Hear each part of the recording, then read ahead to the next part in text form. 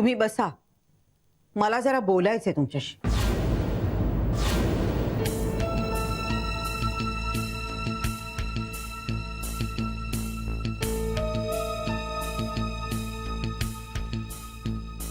हा, आता कसं? पांडू, ते ठेव इथे आणि जा तू आत.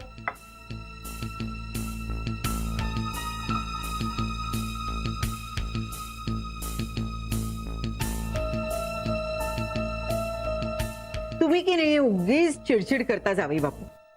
तुम्ही खरं म्हणजे आनंदाने जेवायला बसलं पाहिजे. नाही म्हणजे तुमच्याकडे हे असं जेवण रोज थोडंच बघायला मिळत असणार.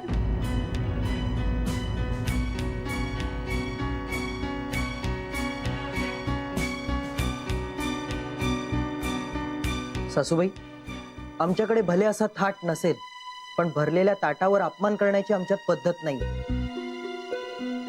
त्यानेच माझं पोट भरलं. सत्य झोंबलं की काय तुम्हाला? होईल हळूहळू सवय.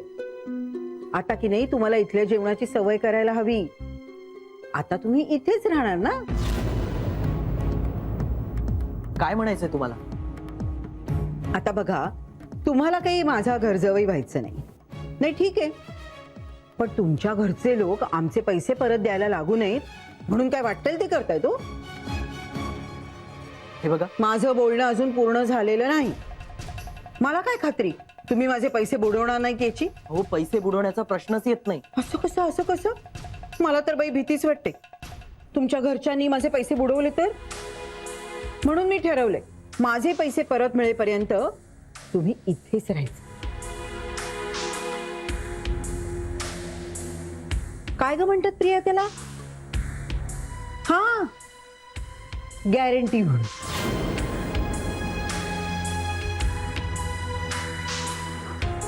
गॅरंटी म्हणून तुम्ही इथेच राहायचं.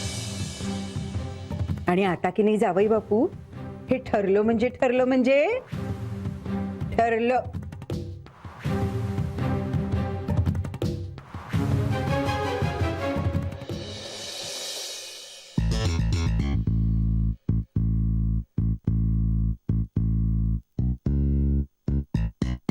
काय करत होता?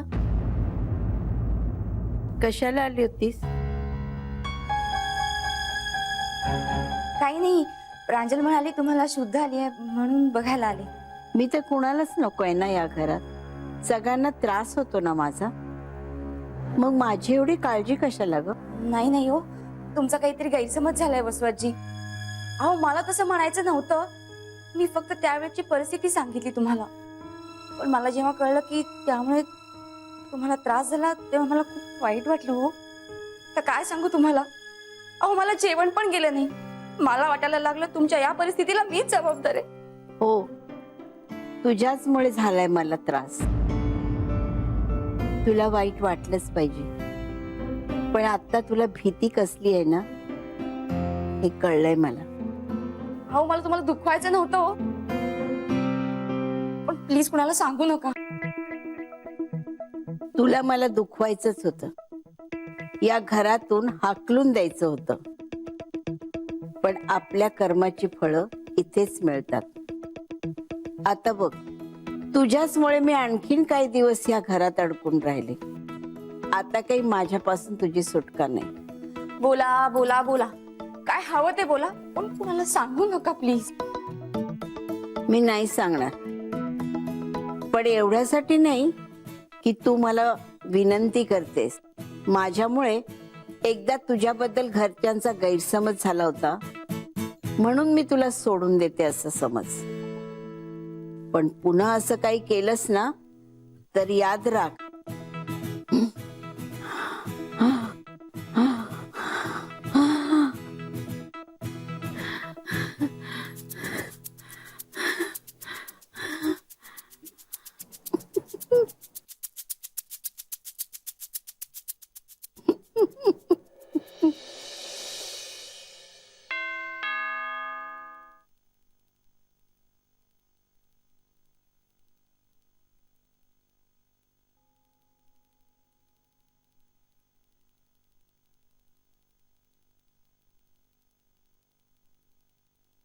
काय रे राया, मला फोन करून का बोलवून घेतलं आणि तू इथे काय करतोयस?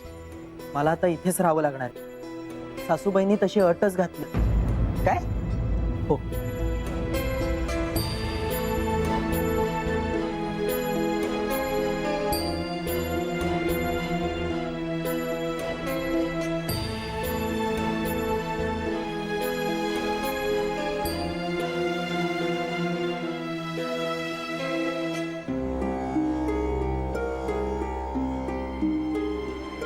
त्यामुळे आता मला इथेच राहावं लागणार आहे. प्रांजलला माहिती आहे?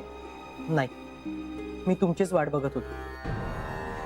पप्पा, हा सगळा काय प्रकार आहे? मला ना खरंच काही कळत नाहीये. लोक तारण म्हणून वस्तू मागतात, प्रॉपर्टीचे पेपर्स मागतात, पण या तर मला इथे राहायला सांगतायत तारण म्हणून. तर खरंच असं करू शकतात का? खरं तर नाही, आणि कायद्याने म्हणशील तर नाहीच नाही. पण कायदा किंवा नियम हे तिच्यासाठी लागू होतील असंही नाही.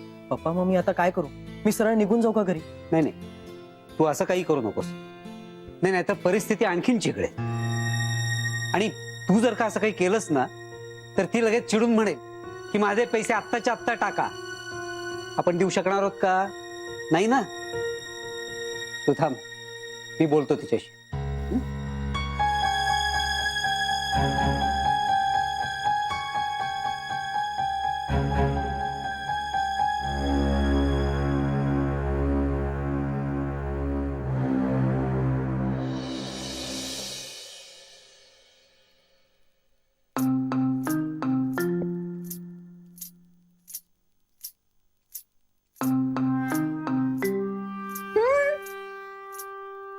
तुम्ही कधी आलात? अहो, तुम्ही मला का नाही बोलवलं? मीच आले असते तिकडे. मग तुम्ही, मी, राया तिघांनी मिळून मस्त गप्पा मारल्या असत्या. अहो, आता राया इथेच राहणार आहे. गंमत की नाही? किती छान. असे काय बघताय? तुम्हाला राया आल्या आल्या भेटलाच असेल ना, आणि त्यांनी तुम्हाला काहीच सांगितलं नाही. असं तर होणं शक्यच नाही. सांगितलंय त्याने मला. किती छान की नाही. माझं इतक्या दिवसांचं स्वप्न पूर्ण होणार. आता की नाही, मी रायाला सगळं समजावून सांगणार आहे बरं का. म्हणजे घर जावई होण्याचे काय काय फायदे आहेत, काय काय जबाबदारी आहेत, सगळं छान समजावून सांगेन त्याला. हे सांगण्याची काय गरज आहे वीणा? असं कसं, असं कसं? अहो, त्या चिटणवीसांनी आपले पैसे परत दिले नाहीत तर राया इथे कायमच राहणार ना. मग त्याला सगळं समजायला नको का? बास झालं वीणा. काय चाललंय काय तुझं हे? काय चाललंय म्हणजे काय? सगळं कसं माझ्या मनासारखं चाललंय, कधी नव्हे ते. पण तुम्ही मला त्यातला आनंदच घेऊ देत नाही आहात. अहो, काळजी करू नका. तुमच्या लाडक्या रायाची मी खूप काळजी घेईन बरं. सगळं कसं त्याला आवडेल असंच वागेन. हा, त्याला त्या चिटणवीसांची आठवण सुद्धा येणार नाही. आठवण नाही यायला ते काय कुक्कुल बाळ आहे का? आई वडिलांची आठवण येणार नाही, बायकोची आठवण येणार नाही. वीणा, अगं कुठल्या जमान्यात वावरतेस तू? हो, येऊ दे ना आई बाबांची आठवण. आधी आई बाबांची आठवण तर येऊ दे. नाही म्हणजे चांगलंच आहे, कारण त्या निमित्ताने त्याला आई बाबांचे केविलवाणे चेहरे आठवतील.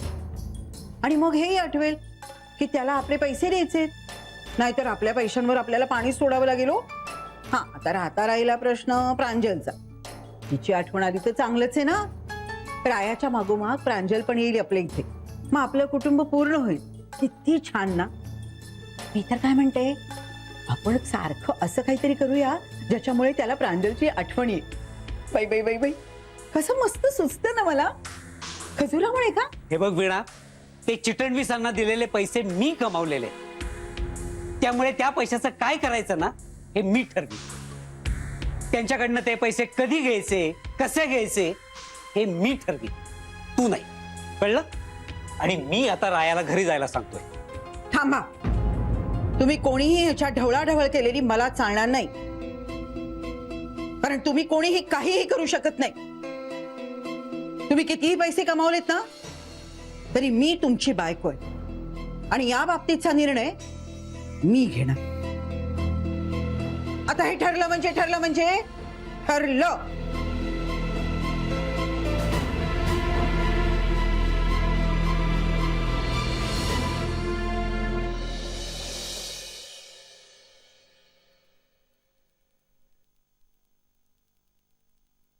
हा अजून घरी कसा नाही आला?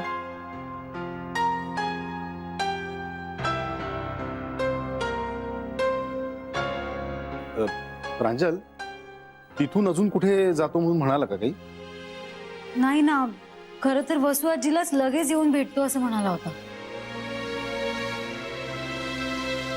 हे बघ प्रांजल, अगं मी सांगते तुला, त्याला ना काहीतरी काम आठवलं असणार अचानक आणि म्हणून तो डायरेक्ट तिथे गेला असणार आणि म्हणून त्याला यायला उशीर झाला असणार. मी चांगलं ओळखते त्याला. तुझ्याच लाडामुळे बिघडलाय हा मुलगा. अरे उशीर होणार आहे तर कळवायची काही पद्धत आहे की नाही? घरात परिस्थिती काय, आपण कसं वागतोय, काही भान नाही कशाचं. माधव, तू जरा शांत हो बघू. छान, तू मला शांत बसायला सांग. आणि मी जर का शांत बसलो ना असाच तर पुढे काय होईल काही सांगता नाही येत. दादा, तू उगाच वड्याचं तेल वांग्यावर काढू नकोस. काय संबंध आहे? अरे मग कोणाचा राग कोणावर काढतोस तू? अजिबात नाही. हे मोबाईल नावाचं यंत्र माणसानं शोधून काढलंय ना, ते घेऊन कुठेही फिरता येतं ना, त्यावरून एक साधा फोन नाही करता येत. पण नाही, घरी आई बायको वाट बघत असेल, काही विचार नाही कशाचा. प्रांजल, त्याचं बोलणं आता थांबणार नाही.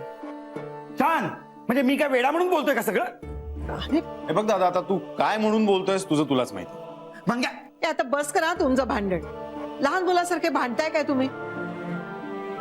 प्रांजल, तुला तेवढीच काळजी वाटते ना, तर जा परत एकदा फोन करून बघ रायाला. आजी हो, मी ऑलरेडी खूप वेळा फोन ट्राय केलाय, तो फोन उचलतच नाही. अगं तो ना काहीतरी कामात असेल, नाही तर बाईक चालवत असेल. तू परत एकदा लावून बघ फोन त्याला. हो, करते.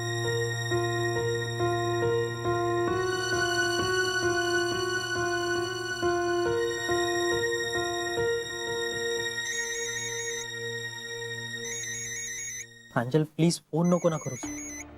तुझा फोन न उचलणं शक्य नाही होते म्हणून. आणि फोन उचलून तरी काय सांगू मी तुला?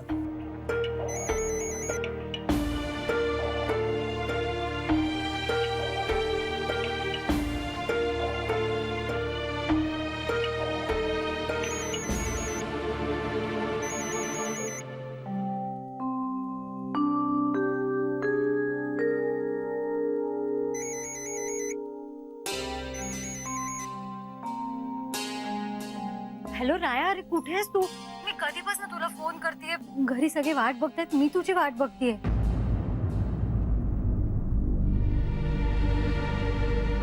हॅलो हॅलो राया, अरे बोल ना काहीतरी. मी मगाचपासून तुला फोन करते, तू फोनच उचलत नाहीयेस माझा. अगं जरा कामात होतो. राया, अरे मग एकदा तरी फोन उचलून मला सांगायचंच ना तसं. मी सारखा फोन करून डिस्टर्ब नसतं केलं तुला. अगं फोन आलेला मला कळलंच नाही. का फोन सायलेंट मोडवर होता का? हो. तरीच मी 2 मिनिटापूर्वी तुला फोन केला आणि तू उचललाच नाहीस. सॉरी. तू एवढं तुटक का बोलतोयस? काही झालंय का? अगं मला काय होणार आहे प्रांजल? नाही, तुझा आवाज नेहमीसारखा वाटत नाहीये. काय झालंय राया? आणि तू कुठे आहेस आता? मी अजून पण तुझ्या मम्माकडेच आहे. काय? तू अजून तिथेच आहेस? अरे पण तू लगेच निघणार होतास ना, मग काय झालं? प्रांजल, मी काय सांगतो ना ते जरा नीट ऐक. मी इथे माझ्या मर्जीने नाही थांबलोय.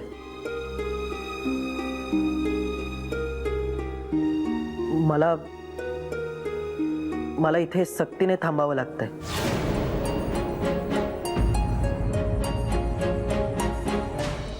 सक्तीने? हो.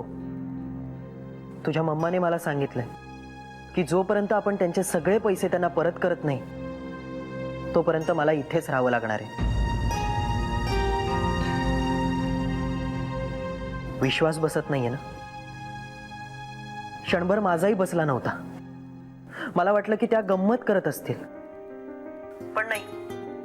आपली गंमत करण्यापेक्षा आपली झालेली गंमत बघण्यामध्ये त्यांना जास्त इंटरेस्ट असतो. अरे पण अशी कशी ती तुला तिथे थांबवू शकते? पोलीस म्हणून किंवा गॅरंटी म्हणून म्हण ना. बँकेत कसं आपण एखादी वस्तू गहाण ठेवून कर्ज घेतो, तशातलाच सगळा हा प्रकार आहे. मी आपण घेतलेल्या कर्जासाठी इथे गहाण म्हणून आहे. आय एम सॉरी राया. अगं आता तू कशाला सॉरी म्हणतेस? यात तुझी काहीच चूक नाहीये. पण आता सासूबाईंनी वेगळीच उंची गाठली. ठीक आहे, गाठू दे. मलाही बघायचंय ते अजून कुठपर्यंत जाऊ शकतात.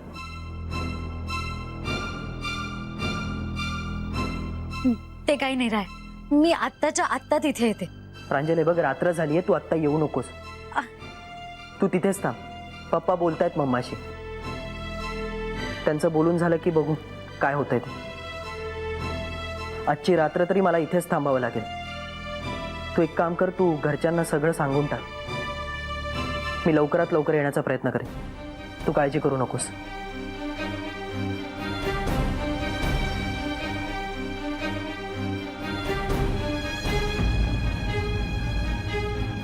प्रांजल, हॅलो प्रांजल. हॅलो हॅलो हॅलो प्रांजल, ऐक ना.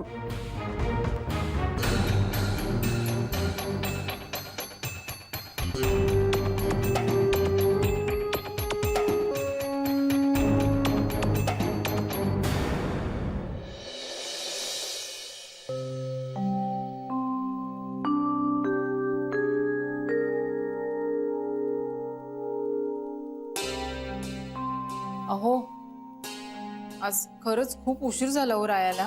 तरी कळवायची काही पद्धत नाहीच आहे ना.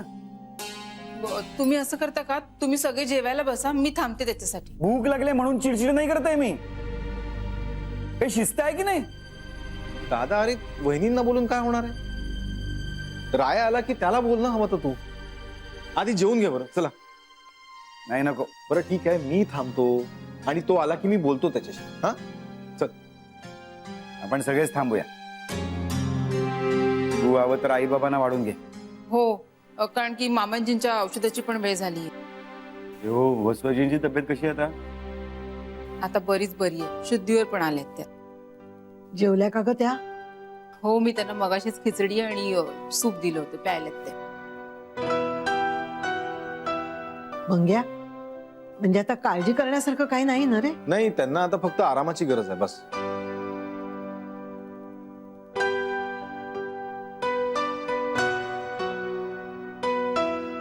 प्रांजल, अगं काय झालं?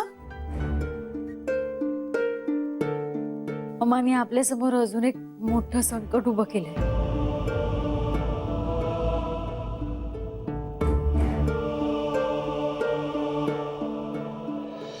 काय? तू रायाला फोन केला होतास ना? हो, हो, पण तो अजून तिथेच आहे. अजून तिथे का थांबलाय तो? नाही, तो स्वतःहून नाही थांबलाय. मम्माने त्याला थांबवलं आणि तिने निरोप सुद्धा पाठवलाय. जोपर्यंत आपण तिचे पैसे फेडत नाहीत तोपर्यंत ती रायाला परत घरी पाठवणार नाही.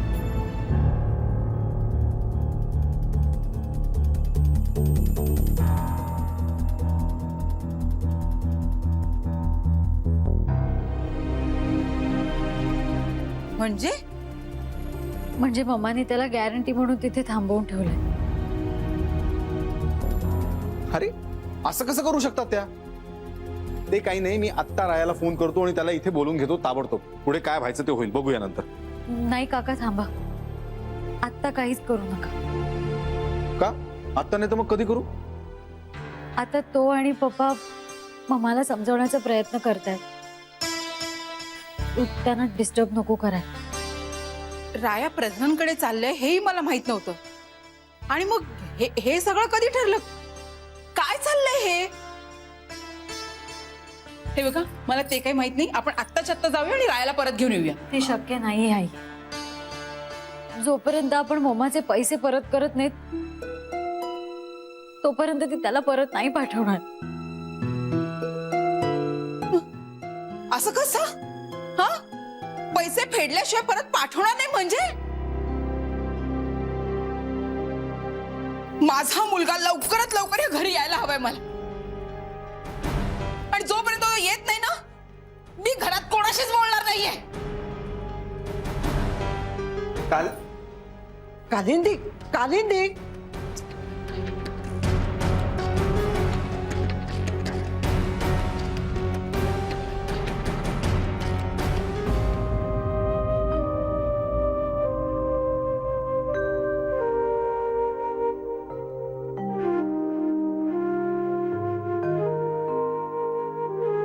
बाबा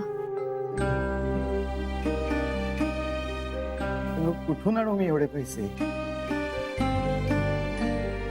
जमणार असतं तर मनवाच्या ऍडमिशनच्या वेळीच जमलं असतं ना. मग ही वेळ आलीच नसती.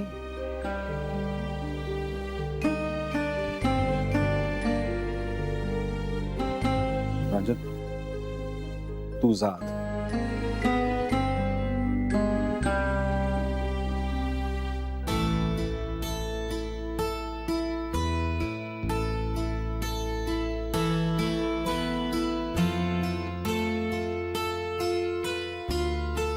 दादा,